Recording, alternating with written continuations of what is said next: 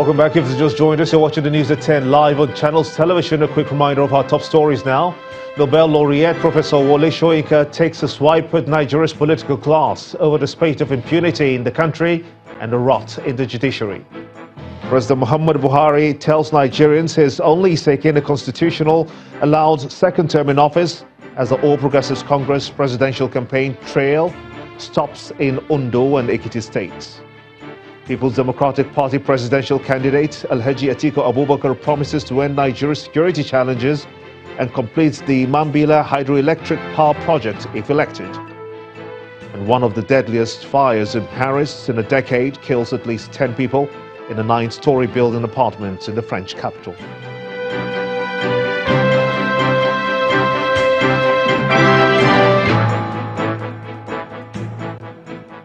ChannelsTV.com has more information for you, and in youtube.com/channelsweb you can find our videos. You can also watch us on your mobile device or your browser, or download the Channels TV app for Android, iOS and Windows devices from their respective stores. Besides giving you access to news and updates on the go, the Channels TV and Channels 24 app have an eyewitness feature that you can use to share those pictures, videos or news of happenings around you. Just install the app, then tap and swipe to reveal the menu and follow the instructions. The message of change being promised by the All Progressives Congress, APC, in Akwa Ibom State has been taken to more communities as the party continues its campaign to woo the electorate ahead of the general elections.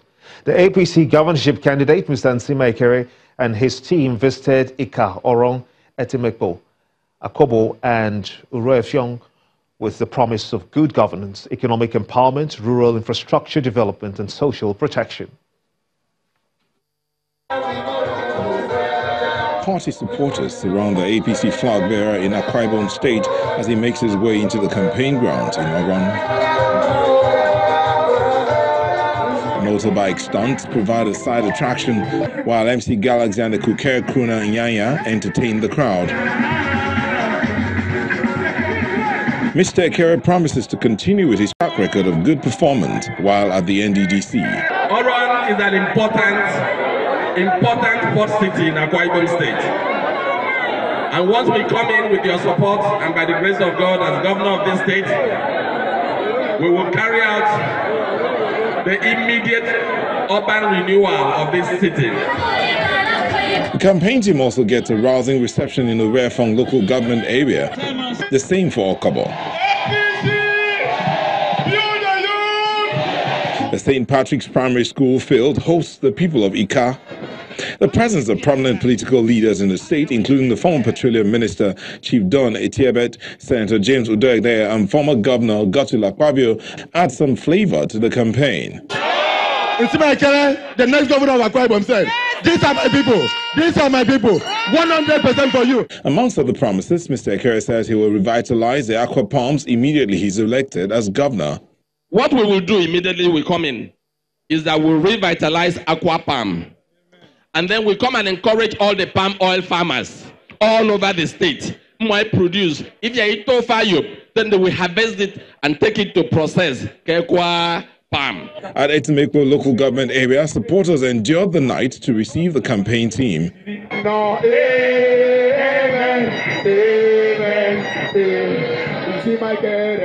As the party traverses the local councils, it also welcomes new members and also presents candidates seeking other political positions. In Ogun State, the governorship candidate of the Allied People's Movement, Mr. Adekunle Akinlade, has restated that the incumbent governor is not his godfather. He insists that he is only enjoying political mentorship from Governor Ibukunle Amosun, which he says has helped him in the course of his ward-to-ward campaigns. He made the statement during a tour of wards across Remo local government area of Ogun State. The APM campaign trail has continued to move, with Adekunle Akinlade in the center of the intense exercise taken to wards in Remo Council.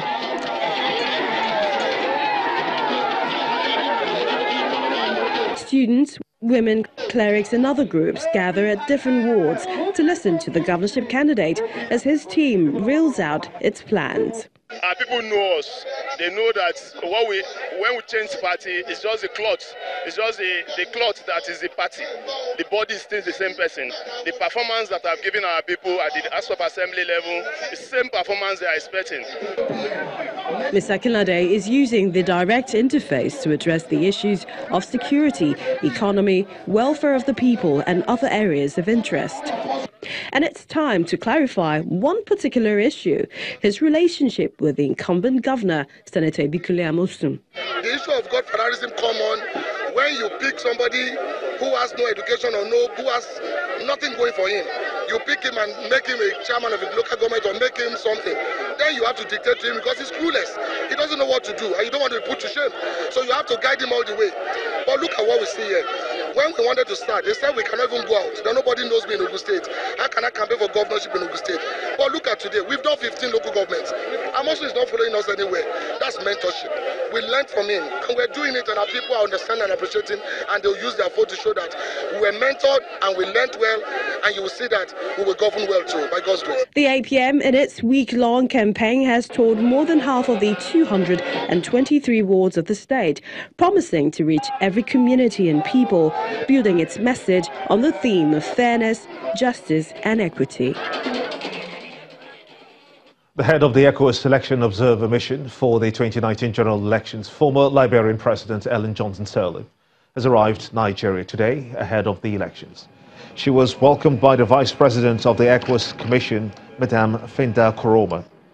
The solidarity visit ahead of the elections would see the head of the mission visit critical stakeholders in the run-up to the elections, such as the Independent National Electoral Commission, INEC, political parties, security agencies, the judiciary, as well as the National Peace Committee. The former Liberian president said that she is in Nigeria as a tradition in the sub-region to observe the elections, ensure process is free and fair, and that the mission will convey their observations as soon as possible. I hope to meet with political leaders.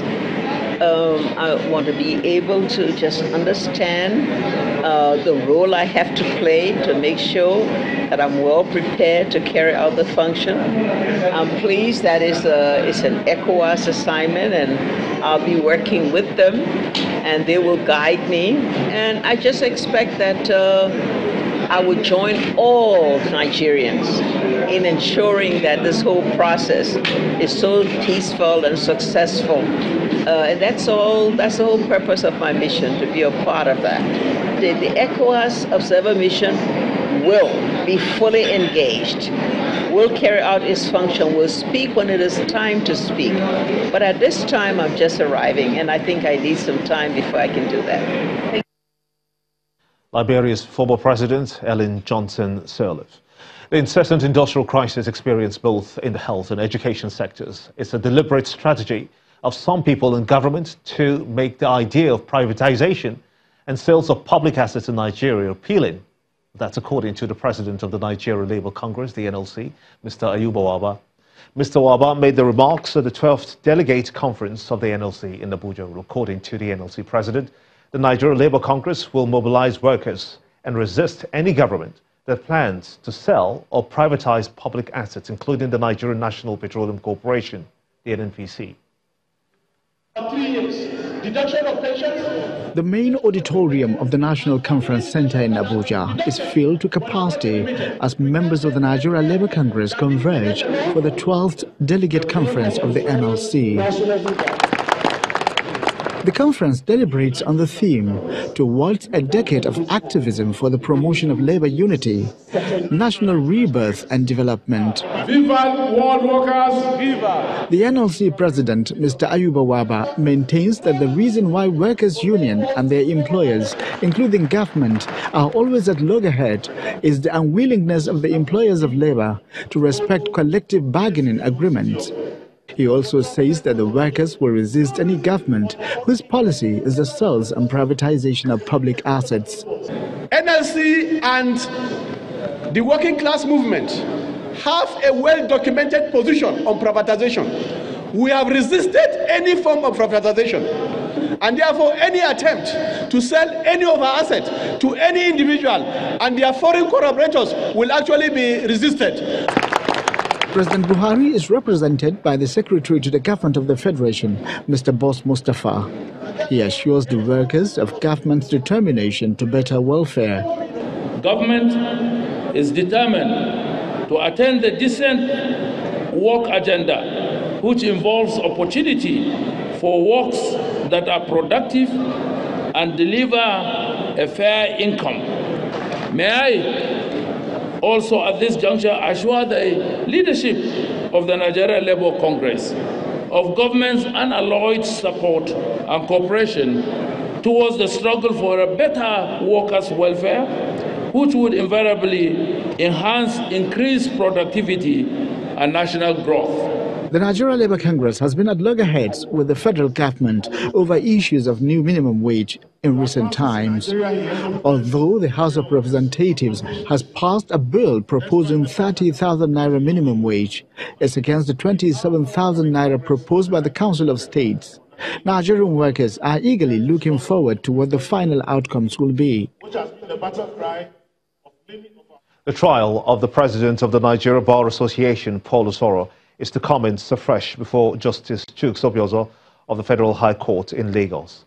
Although the case was filed to go on today at the court, Mr. Usoro will be rearraigned before the judge on charges of laundering 1.4 billion naira on February the 14th. The Chief Judge of the court, Justice Adamu Abdulkafarati, reassigned the case from the courtroom of Justice Muslim Hassan after he granted the request of the NBA president for change of judge. On December the 18th, 2018, the former president of the bar, senior advocate of Nigeria, Wole Olanipeku, who led Mr. Osoro's defense team, had drawn the court's attention to a letter written by his client to the Chief Judge of the Federal High Court, seeking the transfer of the case to another judge in Lagos or to any judicial division between Uyo and Abuja. The NBA president, Paul Usoro, is being prosecuted by the Economic and Financial Crimes Commission, the EFCC, on a 10-count charge bordering on fraud, which he pleaded not guilty to and was subsequently admitted to bail. He's accused of conspiring with some others to convert the sum of 1.4 billion naira, property of Akwa Ibom state government. The offence was allegedly committed in May 2016. When the news at 10 returns, United Bank for Africa says its first artificial intelligence-powered chatbot, Leo, now boasts of over 1 million users. That's on Business News. Join us again.